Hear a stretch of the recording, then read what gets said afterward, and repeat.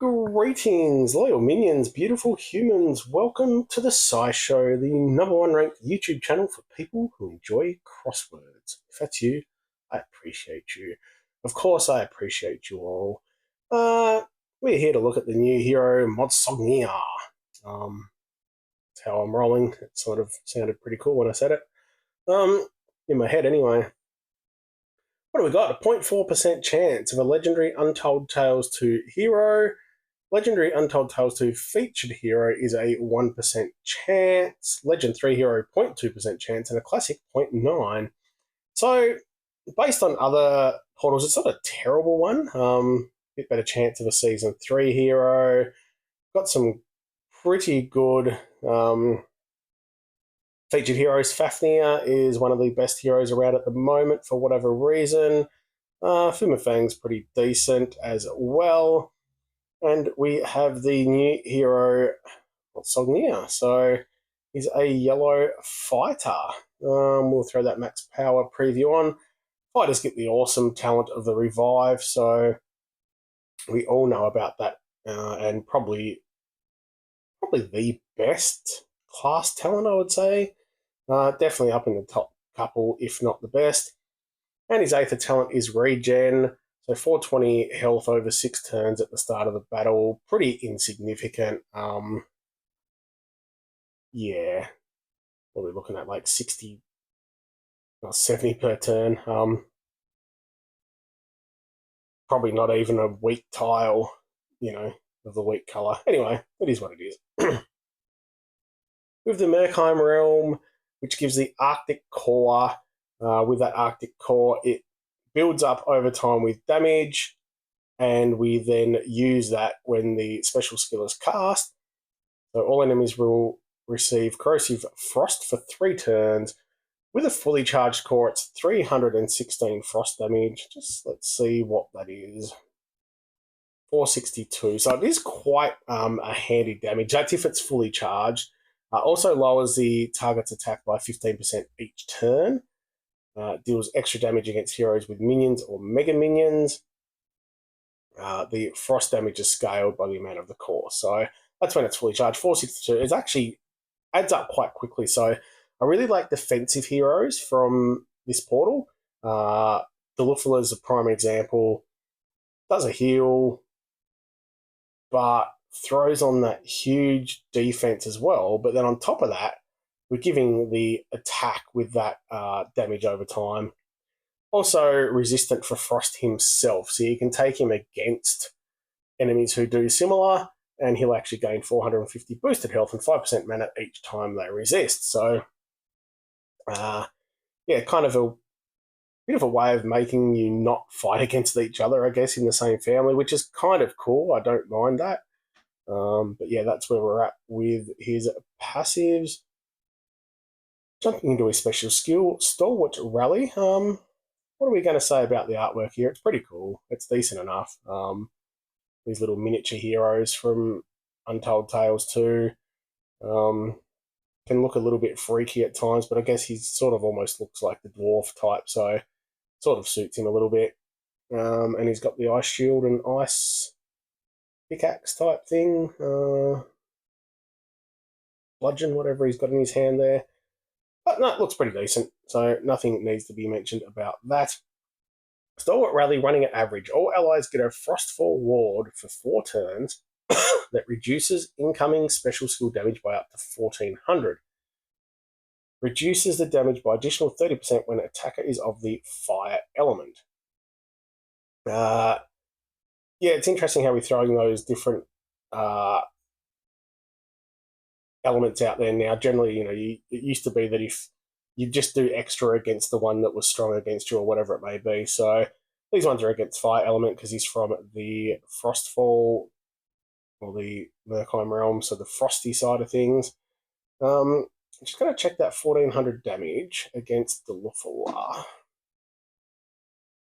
Delufala's is 1300, so it's not much different. So this is just going to do even extra. I know once Delufala fires, if you don't have a Dispel, you just end up doing no damage whatsoever. Like, you hit with a really good hero and you do like 200 damage maximum. So extremely useful if it's not Dispelled. So fantastic there.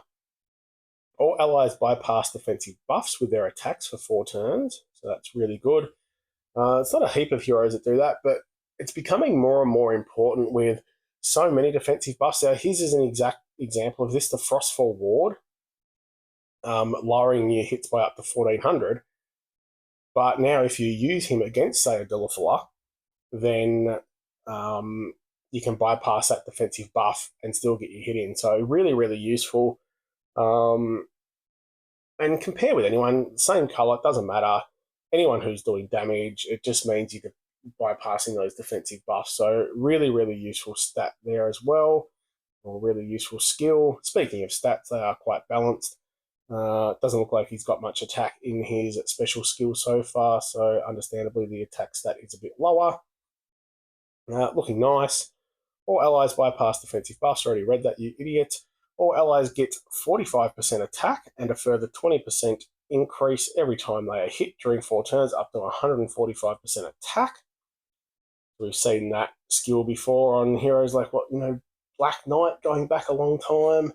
But that's handy, 45% attack, and then you get extra every time you get hit. That lends itself to being really good or better on defense, because you get hit more on defense through the tiles, whereas if you're on an attacking team, the only thing you're getting hit by is the slash attacks, which is only sort of 1 or 2 per turn.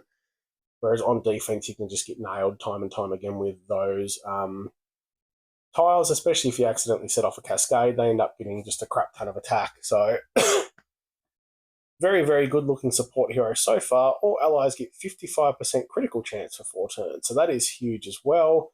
Throw him in there as a Titan hero as well. Obviously, anything that's giving attack and critical is going to be really good for Titans, depending on who your current Titan heroes are. But it's also another use for this guy.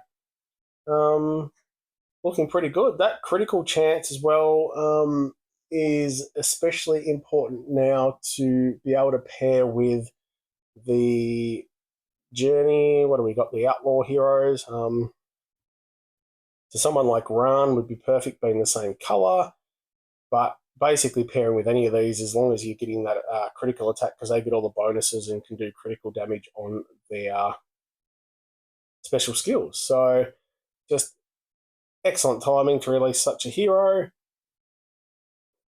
Useful all around.